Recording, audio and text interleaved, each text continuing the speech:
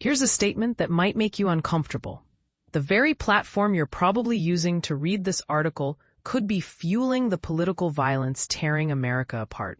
Delaware Democrat Senator Chris Coons delivered a sobering wake-up call this Sunday, declaring that the internet has become a dangerous catalyst driving extremism in our country. His comments came in the aftermath of conservative activist Charlie Kirk's shocking assassination at Utah Valley University, a tragedy that Coons believes should force every American to confront an uncomfortable truth about our digital age. Regardless of how profoundly I disagreed with his political positions, a notion that Charlie Kirk would meet such a brutal and public end demands that we all pause and consider how increasingly difficult our situation has become, particularly because the internet acts as an accelerant. Coons explained during his appearance on CBS's Face the Nation with Margaret Brennan. The killing of Kirk last week, which authorities have characterized as a deliberate targeted attack, has ignited nationwide conversations about reducing political tensions and fostering better cross-party communication in Washington. But here's where it gets controversial. Are we focusing on the right solutions? In a rare display of bipartisan unity, Republican Senator James Lankford from Oklahoma joined Coons on the program. Both politicians making a joint plea for cooperation, despite the increasingly hostile political environment.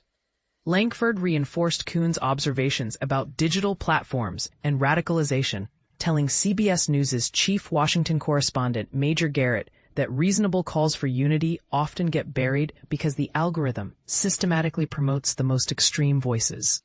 Social media platforms consistently amplify whoever displays the most anger, whoever shouts the loudest, whoever makes the most outrageous statements. Those are the messages that get circulated endlessly, Lankford observed.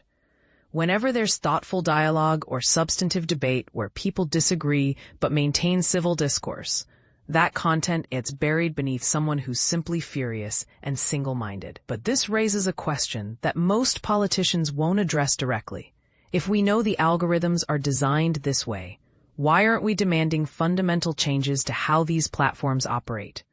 Coons emphasized that despite the various factors contributing to political polarization, leaders across party lines now have a critical opportunity to unite in encouraging Americans to abandon any consideration of political violence and to maintain respect for one another, even while we continue pursuing our political disagreements through civil conversation.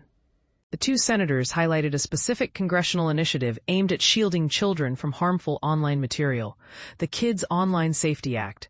Coons pointed out that this legislation enjoys widespread support from both parties, arguing it deserves immediate passage to help minimize some of the dangers and damage to our families and our nation stemming from internet content. Lankford praised the proposed law as an excellent piece of legislation for protecting our children, noting that we're witnessing people becoming radicalized through online exposure.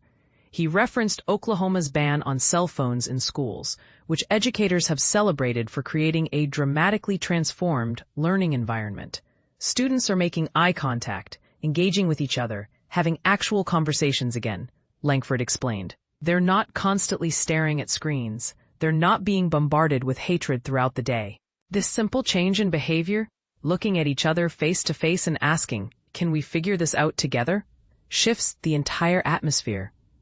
These observations followed Utah Governor Spencer Cox's explosive characterization of social media as a cancer on our society, following Kirk's assassination. Cox urged Americans to disconnect, power down, go outside, embrace a family member, engage in community service. Expanding on his previous statements Sunday, Cox told NBC's Meet the Press that social media platforms have directly contributed to every single assassination and assassination attempt we've witnessed over the past 5 or 6 years.